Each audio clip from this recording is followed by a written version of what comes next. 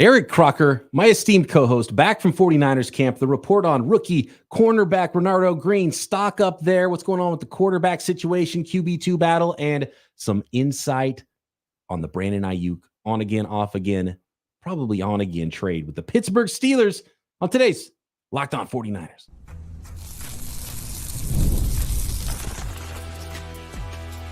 You are Locked On 49ers, your daily San Francisco 49ers podcast, part of the Locked On Podcast Network, your team every day. Welcome to Locked On 49ers. Brian Peacock and Eric Crocker at BD Peacock at Crocky209. Thanks, everybody, for making us your first listen on the Locked On Podcast Network, your team every day. We appreciate all of our everydayers out there. And while you're here, make sure you hit subscribe on YouTube or wherever you are listening to this podcast. Today's episode of Locked On 49ers brought to you by LinkedIn Jobs. LinkedIn Jobs helps you find the qualified candidates you want to talk to faster. Post your job for free at linkedin.com/LockedOnNFL. That's linkedin.com/LockedOnNFL to post your job for free. Terms and conditions apply. All right. Can't wait to hear your camp report, Crock. Crocker was at camp on Wednesday. I was not and of course, a rookie cornerback. It's Crock's specialty. It's the position he played professionally. Rookie cornerback working in with the ones, Renardo Green. So I'm excited to hear your report on Renardo Green, what that looked like, and what else you saw at 49ers camp on Wednesday. But first, the biggest story in the entire NFL, not just the San Francisco 49ers, is Brandon Aiyuk. And this borderline circus of a scenario with the trade that is looking more and more like it is going to happen and maybe has already been agreed upon between the San Francisco 49ers and the Pittsburgh Steelers. Crock, did you see the NFL Network clip from earlier Wednesday? You probably didn't see it because you were at training camp yourself, but Mike Garafolo and some other folks were at Raiders camp. And Brandon Aiyuk's agent, Ryan Williams, was there. And he's like in the camera shot. And they're talking about Ryan Williams like, hey, that's Aiyuk's agent over there. He wouldn't come and give us a comment. He said no comment, but he's over there and he can hear what we're saying. So Ryan, feel free to let us know if whatever we're saying right now is wrong. And then they went along and started talking about the Aiyuk situation. And then during the shot, Ryan Williams is like this. He shows his phone. He got a phone call and walked away out of the shot. So I don't know what the phone call is about, but like the whole thing is just ridiculous. It's unbelievable. NFL does a great job of making everything more important than it might actually be, but it's likely the best soap opera there is. It's unbelievable right now. Yeah. And what's crazy about the San Francisco 49ers right now and this trade that looks like it's probably going to happen, sending Brandon Aiyuk to the Pittsburgh Steelers, is this is becoming like an NBA style trade. And look, I'm not one to break news, but I've got a pretty good source on what it sounds like is happening with the San Francisco 49ers in this trade talks with the Pittsburgh Steelers. So I'm going to drop that on you first, Crock, and then you drop your camp report on me in a minute. Okay, hold on. I'm going to give you this is your tryout for NFL Network. All right. You got to break the news to the 49er fan base, to the Locked On listeners, as if you're Ian Rappaport, but you're not Ian Rappaport. You're better than that. You're Brian Peacock. So we need to hear your best interpretation of what you are hearing right now. According to the people I've talked to, Crock, the San Francisco 49ers and the Pittsburgh Steelers have agreed to compensation on a trade for wide receiver Brandon Aiyuk that would send the all-pro wide receiver to the Pittsburgh Steelers. The holdup in the deal, though, is that the San Francisco 49ers want a wide receiver back in return. And they've made some asks, and potentially the wide receiver that they want is not available from the Pittsburgh Steelers. So if it's a package of picks and maybe other players that are coming to San Francisco, the San Francisco 49ers aren't ready to send Brandon Aiyuk away until they find a third team that would be willing to send them a wide receiver that they feel comfortable with starting in the short term to be a bridge wide receiver, potentially to first-round rookie Ricky Pearsall, who's currently injured at 49ers camp. So that's what I'm hearing right now. And it's not necessarily a three-team NBA style trade. It's just that the 49ers need to find a second trade to satisfy their want and need for a wide receiver first before they send Brandon Aiyuk away. So that's what I'm hearing about this situation. And that's why you hear so many reports about the deal's done. The deal's not done yet. I think the secondary part of this is satisfying the 49ers need for a starting wide receiver that they feel comfortable going into the season with, and they won't trade Brandon Aiyuk until they find it. If Brandon Aiyuk has no intentions on, obviously he hasn't been there throughout training camp. He's not going to play in the preseason games.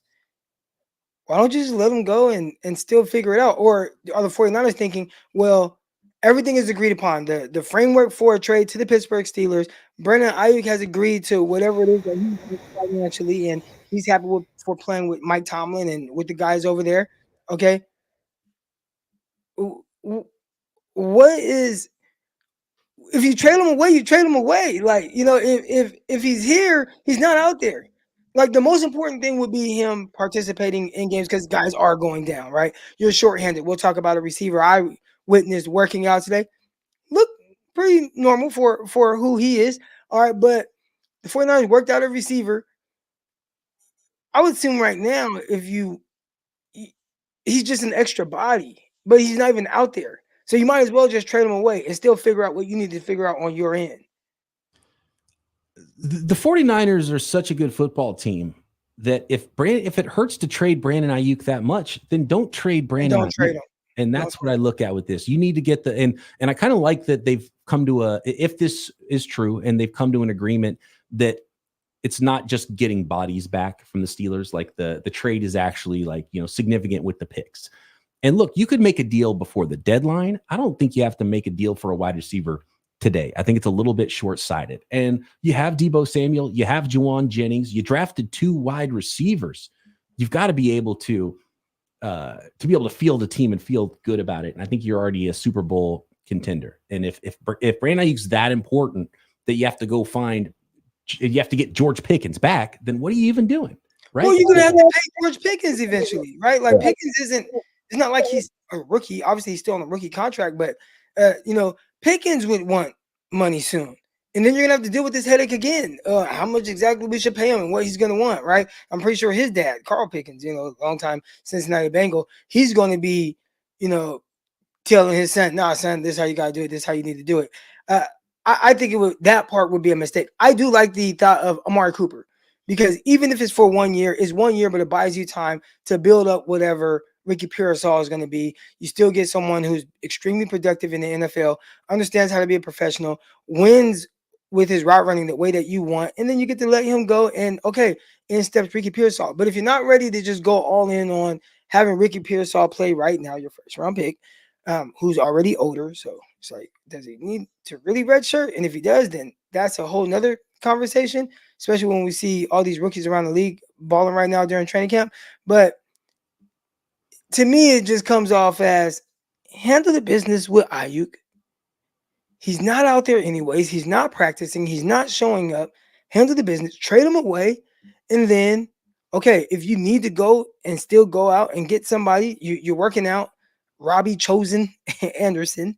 All right, I'm not saying he's an Aiyuk replacement, but you're working him out. You got Conley out there. He is an ex-wide receiver, though, right? Like he would fit in that wide receiver spot. He's an ex-wide receiver. Is he the route runner that Aiyuk is? Is he Aiyuk? No, he's not. No. But again, if you don't think that you can replace Aiyuk, then just pay him what he's asking, and then you got him. But you don't want to do that, and it's gotten this far. And you guys play hardball. They play hardball. It's gotten to this point. So just trade him. Yeah, I'm with you. If the deal makes sense, then do the deal. And if the deal's not good enough, then don't do the deal. And that's separate. And you've got months to figure out, like an NFL roster is a living, breathing thing. Don't just go flip a bunch of picks just so you can get another wide receiver in. And the thing I'm like, so who's the wide receiver that's available from another team? Is it Cortland Sutton? Is it Robert Woods? Is it who's the receiver? Not Mike Evans, the other guy in Tampa. Is it Chris Godwin? Who are you going to be able to go get? Is it Devontae Adams? Ryan Williams, his agent was at the Raiders practice. Is that a wrinkle in all of this? And what's interesting, Diana Rossini had a report earlier today, and she said, I want to get the report right. She said the Pittsburgh Steelers, along with other teams, are in communication and still negotiating with the 49ers for Brandon Aiyuk. No deal is done per sources. But she said, along with other teams.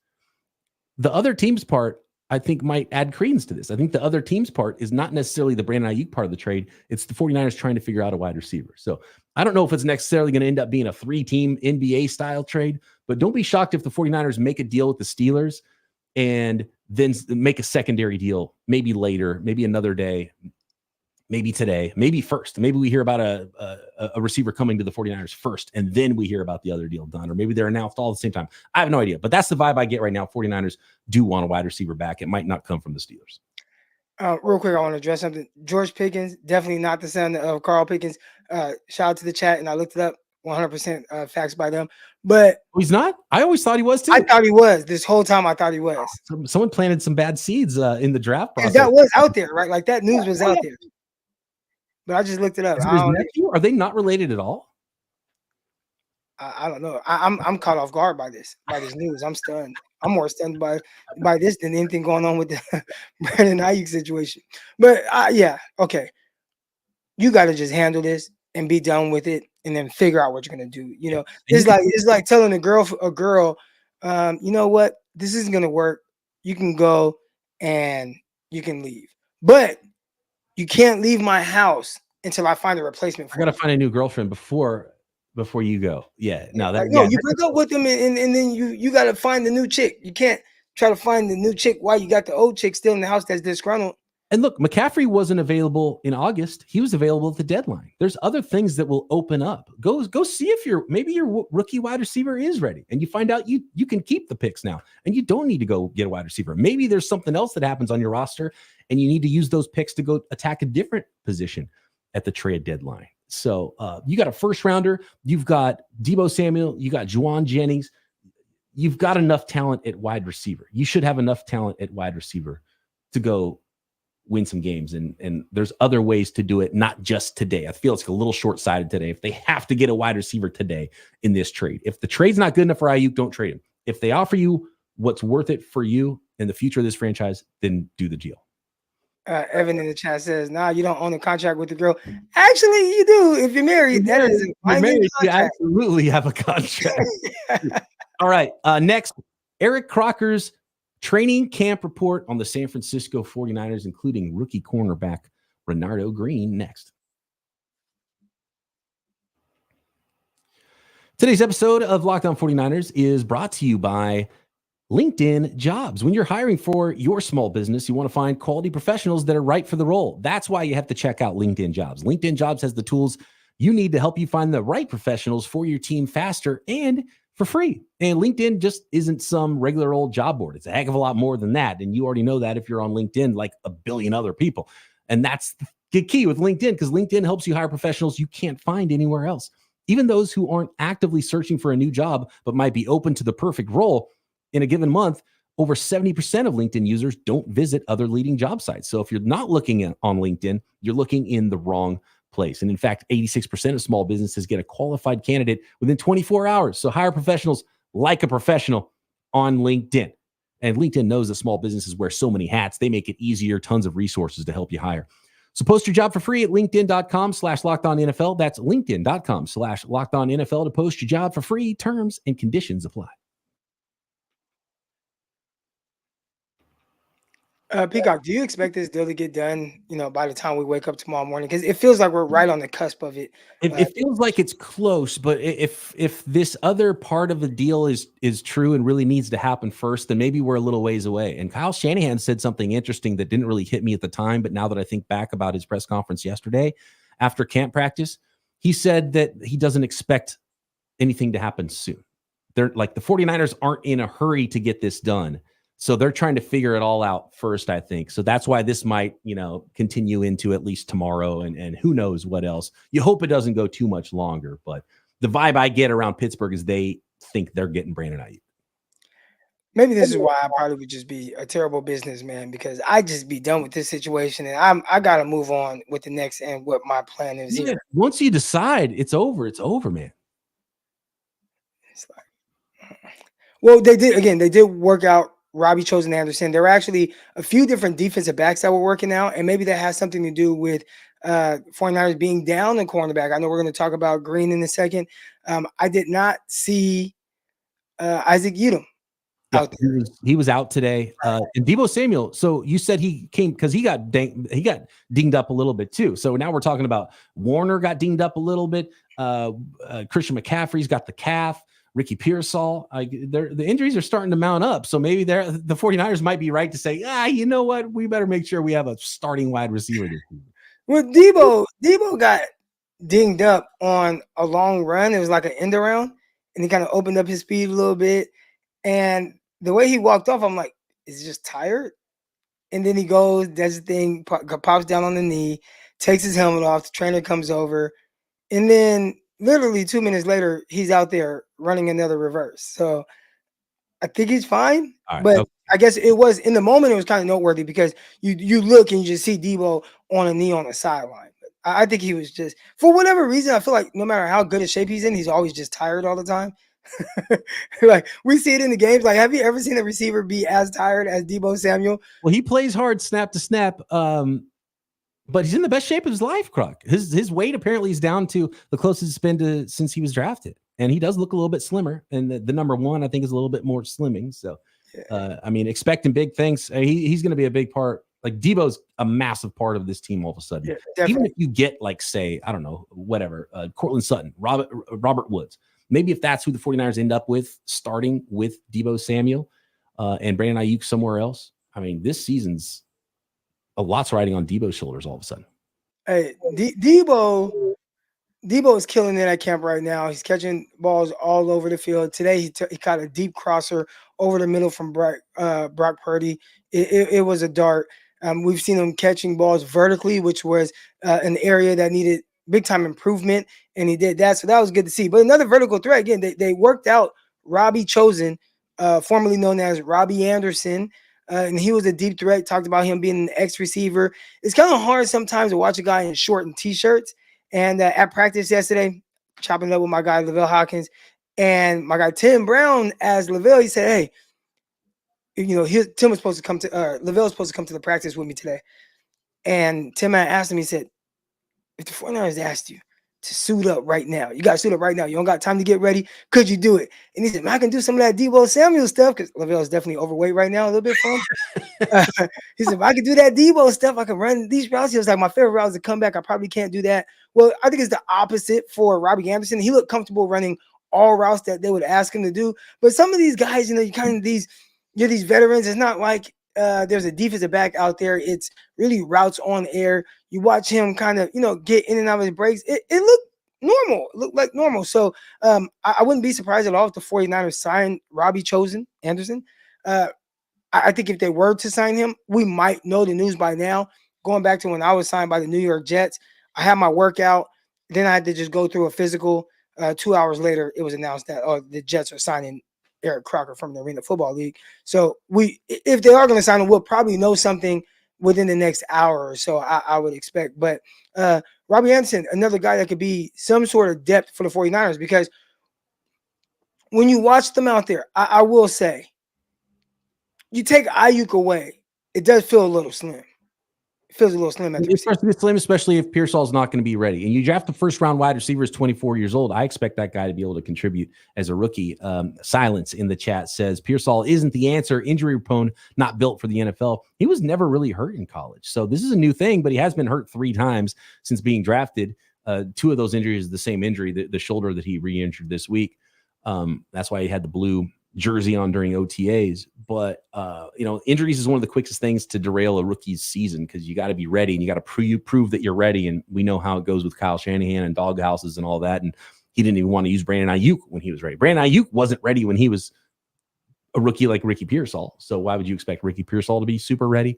It's tough for rookies in the NFL sometimes, especially with Kyle Shanahan. But man, I don't know. You draft a first-round wide receiver. I mean, and all of a sudden you're like, yeah, no, we need Robert Woods because our first-round wide receiver is not ready to contribute. I mean, I guess I hate that. Maybe if Ricky Pearsall was just healthier throughout this process, maybe they feel more comfortable about that. I like that you referenced the Emmanuel Sanders situation because they went into the season and all right, we got Marquise Goodwin, we got Kendrick Bourne, we got Deebo Samuel, and you're playing, you're like it's just a little inconsistent. We're winning games. They were undefeated at the time that they traded for Emmanuel Sanders, but you could tell kind of like they kind of need that guy, right?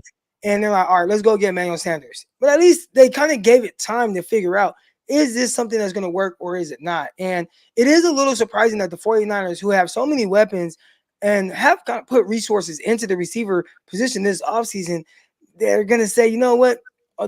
Yeah, we got guys, but we don't have the guy that we're looking for. Now, again, if you don't have the guy that you're looking for, then you should pay Brandon Aiyuk. Basically, that's what you're telling us. If not, if you feel like we don't want to pay somebody that amount of money that is going to take to get what he gives us, then okay, then give these other guys a chance. It is hard to give a guy a chance if he's hurt, but you didn't just draft Ricky Pearsall. You drafted Jacob Cowan. You still have Juwan Jennings that's out there. You still have Deebo Samuel. There's some other guys that are maybe potentially looking for an opportunity. I know Tariq Owens was released, but you got some guys out there that have been on practice squad. You got Conley that's out there, and he's done a good job. He caught a nice deep ball down the field today that was probably 40-yard pass from a backup quarterback. So there are guys that I feel like, again, they're not Aiyuk, and of course they're not, but are they serviceable until you figure out what's going on with Ricky Pearsall? And if you give yourself time to figure that out, then maybe mid-year, which is probably the best time to look for a receiver, because there's going to be teams that by even week 7, week 8, we're out the mix. We're playing for the future. All right, hey, we'll give you a 3rd-round pick for this receiver that you have no intentions of signing back. A guy who's not available now either. And look, correct me if I'm wrong, Chris Conley would probably start today, right? I would assume yes. Yes. And I'm okay with that.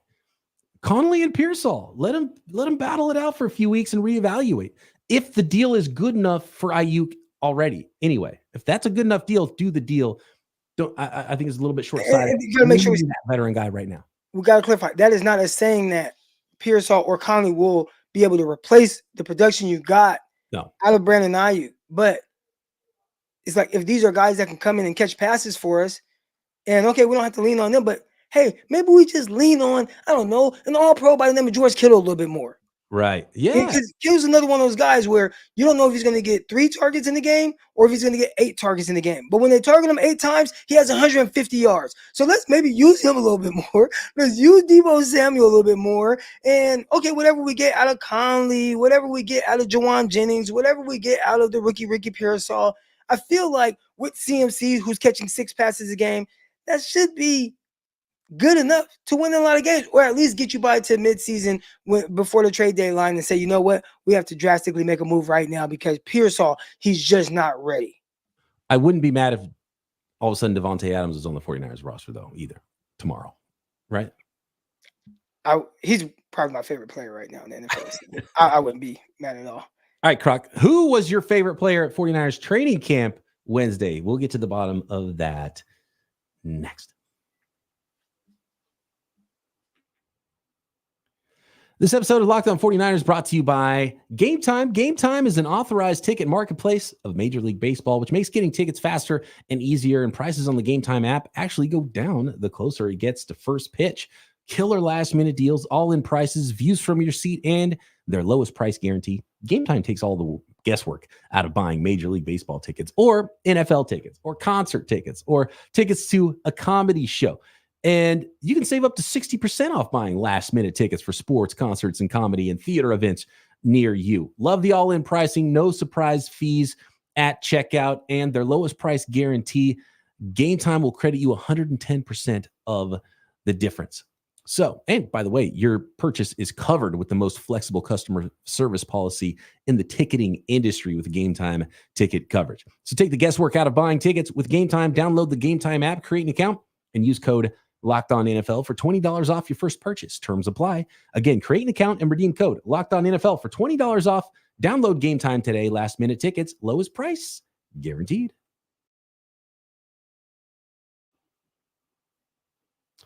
All right, Croc, talk to me about rookie cornerback Renardo Green, who, if I'm not mistaken, was running with the ones with Isaac Yiadom not at practice today. Yeah, that was one of the first things. Matter of fact, hold on. Let me talk about something else that I noticed just random. Matt Breida with no Christian McCaffrey, he got the first carry in team with the one. So that was just something a little odd. I don't think that Elijah Mitchell's out there. You still have Jordan Mason out there. Why do they hate Jordan Mason, Croc? Jordan Mason's my guy. They won't give him the love. Matt Breida walks in off the street and takes reps ahead of Jordan Mason, killing first carry. Then the second carry, it was Jordan Mason, but just something super random, but something I just was like, a little odd, but Breida looks like Breida. So I'm looking at personnel because, before I didn't pay any attention to the secondary. I just focused solely on Dominic Puny. And this time I said, okay, let's look at some defensive stuff. They come out and I'm like, all right, you got Diamondo Lenore in base at corner. You got Travarius Ward base at corner. You got D Winters in there at linebacker. Okay, first group. I see what's going on. There also was no Fred Warner out there today. But what's that sub package going to look like? And I saw Diamondo Lenore slide inside, and I'm like, oh, it's the rookie. Cool, because I've been wanting to watch Renardo Green and see kind of what he looked like. And he looked comfortable out there. He's wearing number 31. I actually like number 31 for some odd reason, shades of Aaron Glenn when I was growing up. But I'm watching him out there. He's moving well, good feet. I think he's where he belongs. They talked about kind of cross-training him for a nickel. He's going to start at a nickel, not like actually like start with the first group, but he's going to start off playing in the nickel and then eventually work his way outside. Well, he's outside, and Lenore is holding it down in the nickel every single snap with the first group. And I thought he had a good feel, watching Green, just how comfortable he was, where he was up at the line of scrimmage, where he played off. And I thought he played a lot of off. Again, that's not what we saw in college. In college, he was kind of like what I talked about, Roger McCreary out of Auburn, just this kind of a little bit on the thinner side, but this scrappy press man guy. Don't see him play a whole lot of off. He played a lot of off today, and I thought he looked comfortable just reading concepts, getting to where he needed to get to. And then there was one time where I just happened to be zeroed in on him. My brother, Donald, he actually was watching the same exact thing as me. And I see Juwan Jennings. He's coming off that line. He's running at him. And I'm like, all right, is he going to bail? Is he going to open up? Is he going to – and no, he didn't do any of that. He sat on Juwan Jennings' routes, basically disrespected him as a vertical threat. Jennings did win a one-on-one vertical today. Not sure it was against Green, but he wasn't worried about him being a vertical threat. He said, I'm going to sit on this route. He squatted, cut it off, zero chance. I watched him get hands in there, break some passes up today. I thought overall, for a rookie corner going out there and getting active, to me, it looked good. It looked, is he the shutdown corner or anything? No, but it looks like if the 49ers need to play a game today and there's no Isaac Yiadom, I think it's coming off as they have confidence in Renardo Green being that guy. They could have turned to Rock Ya-Sin. They didn't. Yeah. They went with the young guy. Bad news for Rock Ya-Sin making the team. Darrell Luter, too, has kind of been a lost man. I thought he'd be someone that we'd be excited to see. I thought he played well today, too. He broke up a deep ball today. You see him do the old incomplete thing. It was down the sideline. He's just working with the 2s and 3s. He's not working with the first group at all. Was he running on Renardo Green's side behind him, or was he on the other side? He was on the opposite side. Okay. Travarius Ward's side. Okay. And that was very consistent. It was, Lenore, if he's a corner, he's right corner. And Travarius Ward, he's left corner. And Renardo Green, if he came in, he's right corner. So they were very consistent with that kind of grouping. It's great to hear that rep. And I know it's only one rep and 1 day of practice for rookie Renardo Green, but that was one of the questions we had is he was so good in press. We wanted to see what his transition was going to be to playing more off coverage. And it sounded like, he was up to the challenge, at least on this day, on that rep against Juwan Jennings. Now, not the biggest deep threat that you have to worry about the deep speed, which is maybe why it's easier to sit on those routes if you're Renardo Green, knowing his opponent in that case. But it's still good because that's one of the things one of the tests he has to pass, I think, to be able to play in the defense, as long as the defense doesn't change a lot with the new defensive coordinator this year. Talk about a deep threat. Samuel Womack did a terrific job in one-on-ones, intercepting a deep ball. I mean, ran the route for the receiver. Don't remember exactly what receiver it was, but ran the route for him.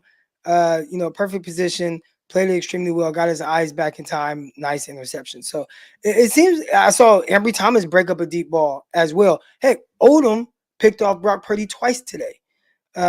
So I thought the defensive guys were making a lot of plays, making it a little bit more difficult. That's not to say that the offense didn't win any plays. I talked about how Deebo Samuel, I thought he had some nice end arounds, had a nice deep crosser today.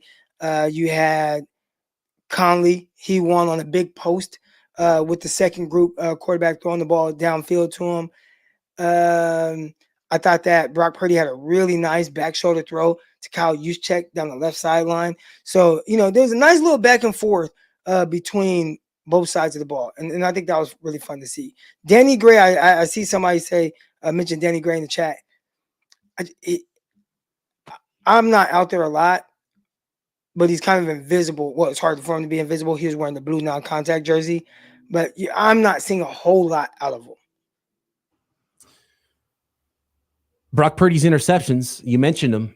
Were they ugly picks? Were they? Do we need to throw context in there? And I did want to ask you real quick about the QB2 battle, because when I was there with you at camp last week, Crock, it really did seem like Brandon Allen had the lead and was running with the twos ahead of Joshua Dobbs and looked better than Joshua Dobbs in that practice. Does it feel that way, that Brandon Allen might have a big lead potentially even on Joshua Dobbs, or did Joshua Dobbs look better today in practice to you? I thought Dobbs looked better today than his last performance, but if you had to go with one guy, it does feel like it's going to be more Allen. I think Dobbs gives you a little bit more of that, just stronger arm. I think he gets the ball where it needs to be. He could zip it into tighter windows. He has good mobility, but I think Allen just has a better grasp on the offense. And you would hope so, right? Like, this is a guy that's been in the offense for multiple years. This is a guy that has been a really good backup quarterback in the NFL for several years now. But so it feels more like Allen will be the backup.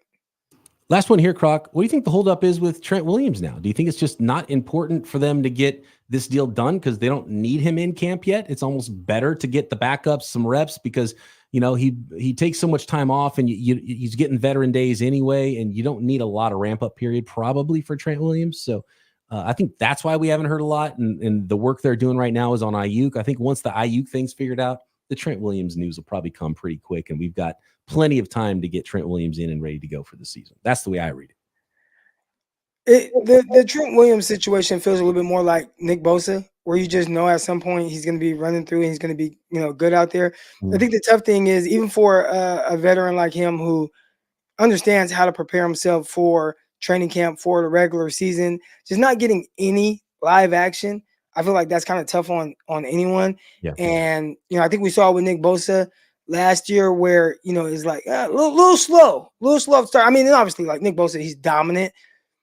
I think we were expecting, well, not expecting him to be the defensive player of the year version, but because he was out, we weren't expecting it, and we didn't see that. We did see a player that was obviously really good, and I think Trent Williams will step up and be really good. I think the 49ers need him to be great as opposed to just good, and I think it will be a little tough to be great right away. So maybe he starts off a little slow, builds it up, maybe gets beat a couple times, and you're like, dang, what the heck is wrong with him? Snap count maybe a little off. You see him jump off sides, and then soon enough, I think he should get it together. But he's the consummate pro. I wouldn't expect him to come in and be anything less than like a legit player. And then hopefully after a few weeks, after a month in, it's like, all right, I'm back to being the best football player in the NFL. Yeah, let's not wait too long. But yeah, it doesn't need to happen today necessarily. I want to address this, and someone else mentioned Amari Cooper being a better option for the 49ers. I don't think Aiyuk wants to go to Cleveland. So I don't think Cooper is even an option. Chris says, ain't no way Peacock keeps bringing up Rob Woods like he's comparable to Pickens, Cooper, or Sutton. I'm not saying Rob Woods is. I just said I don't think the 49ers should do that. Like, it's a little short-sighted to go running out and getting Robert Woods or whoever it is. And Pickens, I wouldn't mind Robert Woods. I wouldn't hate it, but I don't think it's necessary. And I'm definitely not saying Robert Woods is better than Pickens or Cooper. Cooper's not an option if Aiyuk doesn't want to go to Cleveland. Pickens is not an option if the Steelers don't want to include him in a trade. So now I'm just bringing up names like who's even potentially available. Is Woods even available? I don't know. Cortland Sutton, is he available potentially? I think that could make some sense in that X kind of receiver role. I just don't think you have to be in a rush. I think the Aiyuk trade needs to be the Aiyuk trade. And if it's a good enough trade, then you do it and you figure out the rest at wide receiver. And I honestly don't have a problem starting the season, seeing what Pearsall gives you. And maybe by midseason, you realize, yeah, this is a dude and he's ready. I like Chris Conley on the outside. The 49ers have plenty of weapons to start the season, and you could reevaluate. Maybe there's a better option than Woods or Sutton out there. Maybe Cooper becomes available and the Browns completely fall on their face this season and he's available at the trade deadline. And so maybe you can go get him still, or, who knows? You never know who's going to be available out there. That might be even a better option than what you're looking at right now.